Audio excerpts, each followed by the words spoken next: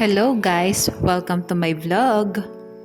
Ang video ko for today ay review ng Ascenda versus Hip Organic na parehas na pang 1 to 3 years old. Pero tandaan, hindi ito health advice. Review lang ito base sa nutrition facts, price, at ibang bagay na pwedeng makita sa packaging. Mas mainam na kumonsulta muna sa pediatrician kung magbibigay ng formula milk sa bata. Request nga po pala ito ng isa sa mga viewer ko. Maraming salamat po sa tiwalang ibinibigay niyo sa akin para ma-review ang mga gatas na ito. Bale, may guidelines na pala ako ngayon para sa pagre-review ng mga gatas. At pasok naman yung request ng viewer ko as premium milk versus premium milk. Sa ngayon ay tingnan na muna natin ang branding ng dalawang gatas na ito. Unahin natin ang Ascenda, ang Build and Learn System. Ascenda's specialty, Build and Learn System, contains a scientific blend of essential nutrients including sphingomyelin, DHA, lutein, nucleotides, arginine, and all important vitamins and minerals to help support body growth and learning. Kasi sa binasa ko ay talaga namang nutrient-dense ang Ascenda. Samantalang ito naman ang branding ng Hip Organic. Produced according to strict organic regulations, free from any use of chemical synthetic pesticides or insecticides, artificial hormones or growth hormones, prophylactic use of antibiotics, artificial fertilizers, and GMO food. Produced and formulated to be free from gluten-containing ingredients, artificial flavors, artificial colors, and soy protein. I'm not sure kung ito na lang Hip Organic yung nag-iisang organic milk for toddler dito sa Pilipinas. Kasi dati meron akong nakikitang S26 Organic pero ngayon wala na akong napapansin. Mag-proceed na tayo sa nutrition facts. At yung measurement na gagamitin ko ay yung per 100 grams of powder. Okay, simulan na natin. Sa energy, protein, carbohydrate, sugars, fat, linoleic acid, and linolenic acid, lamang ang Ascenda. Samantalang lamang naman ang HIP sa lactose and dietary fiber. Ngunit wala naka-indicate na sugars sa nutrition facts nito. Sa phospholipids, sphingomyelin, and DHA, lamang ang Ascenda. Ngunit wala itong saturated fats, monounsaturated fats, polyunsaturated fats, and galacto-oligosaccharides. Samantalang lamang naman ang HIP sa saturated fats, monounsaturated fats, polyunsaturated fats, and galacto-oligosaccharides. Ngunit walang naka-indicate sa nutrition facts nito na phospholipids, sphingomyelin, DHA, and trans fat. Lamang ang Ascenda sa first category. Mag-proceed naman tayo sa vitamins.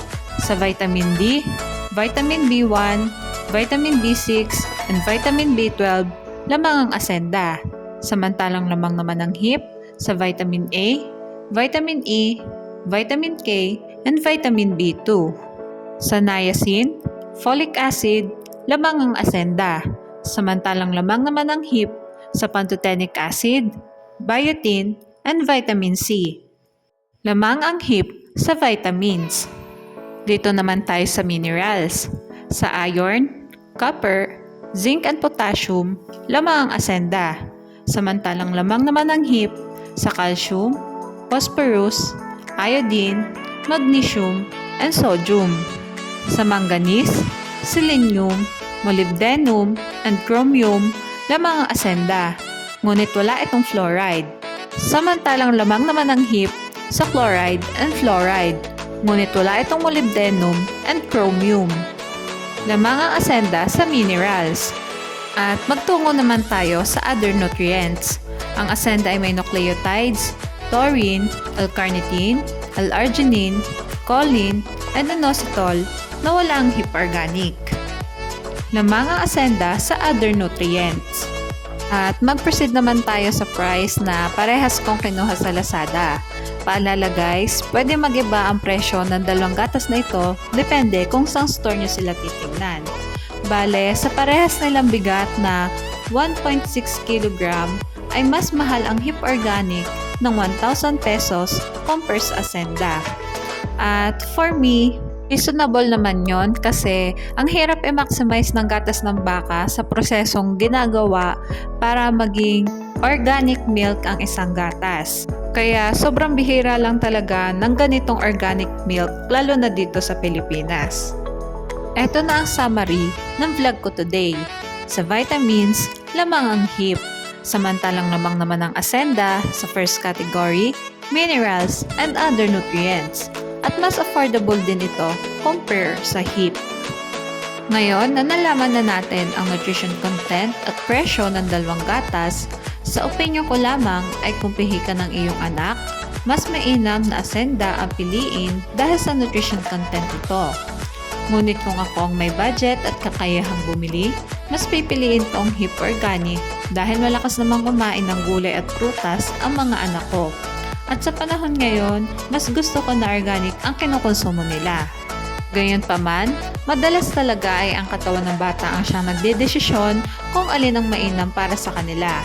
Kadalasan, hindi nakasalalay sa presyo or nutrition facts kung magiging angkop ang gatas sa bata. Pero kung gusto nyo subukan ang maalin sa dalawang gatas na ito ay pwede naman dahil sila ay parehas na formulated for 1 to 3 years old. At ipasilip ko na rin yung ingredients ng dalawang gatas na ito.